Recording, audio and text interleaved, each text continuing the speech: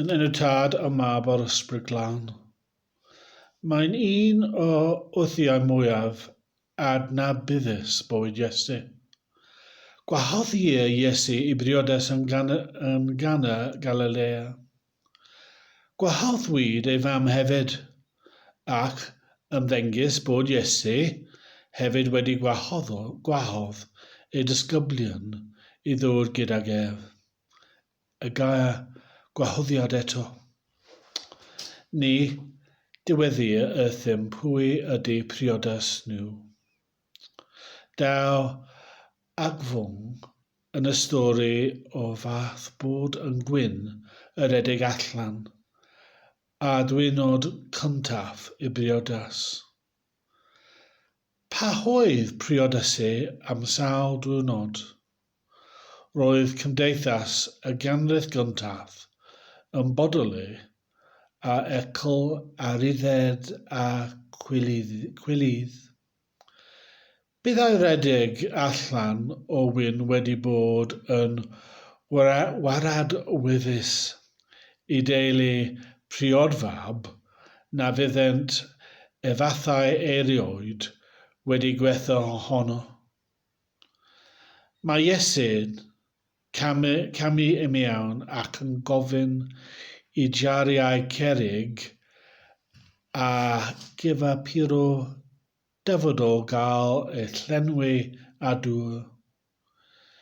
Nid oedd jariau cerrig yn rad.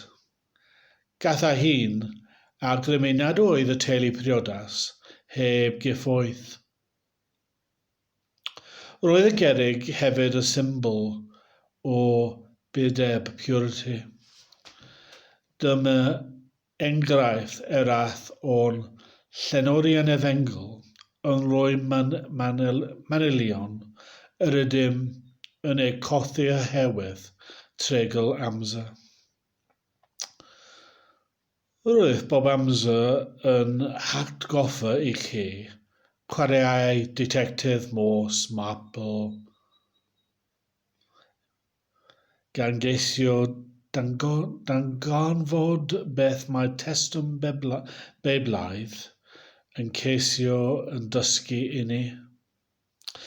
Mae'n dŵr sydd wedi dod yn wyn yn cael yn wyneb y feistr yn gwledd.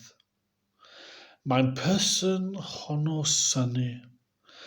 Dyma gwyn gorau erioed. Mae'n wrthddynol drwy'r mewn sawl ffordd.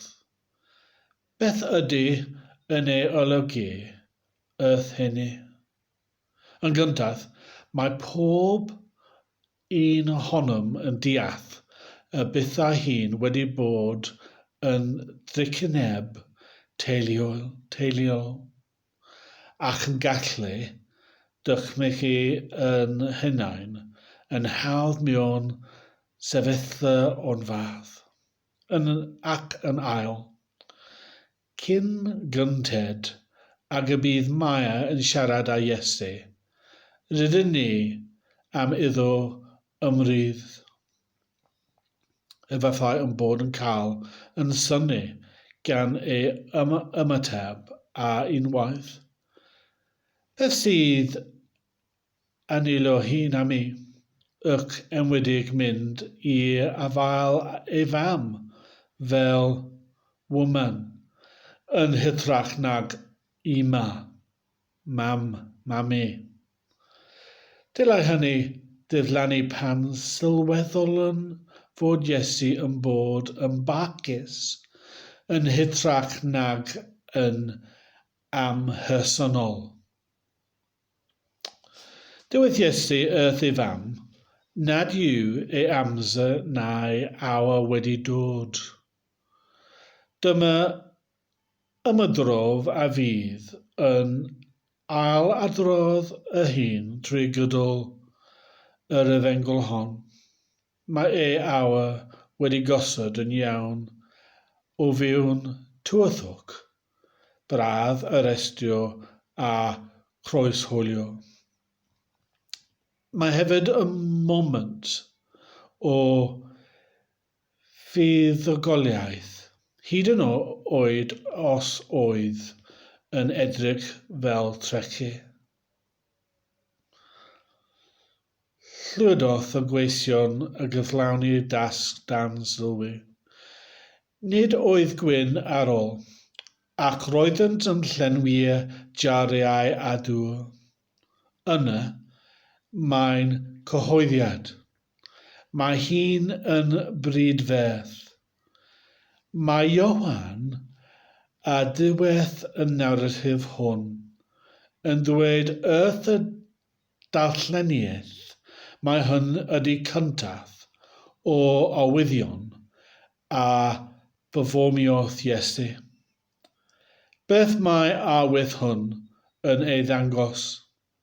Wel, dwi'n dychmygu i fod yn dangos mwy na fath bod Iesu ymrydd mewn cyfnod o argyfwng.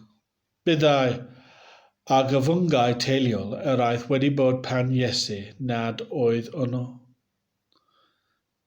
Beth ydy awydd? Mae Iesu yn amhorod i ymyrrydd y sefyllfa oherwydd nid ei gyfritholdeb ef yw hynny. Cyfritholdeb y priodfab a theulu priodfadd ydw. Mae fam trwy ofyn iddo ymyrrydd yn cydnabod mae Iesu ac yn istir ydy priodfab. Y person sy'n cyhoeddi'r gwahoddiad, y gair honno eto, yw weithio'n fod yn presennol. Ath unrhyw beth dod o Nazareth. Dyma oedd y cwestiwn a ofnydodd Nathaniel. Daw gwahoddiad o Nazareth. Mae Iesu yn gwahodd i fynychodd gwledd. Mae'n gwledd sy'n pethyn iddo ef yn unig ac mae croeso i bawb. Yn enw Tad, y Mab, a'r Ysbryd Glân. Amen.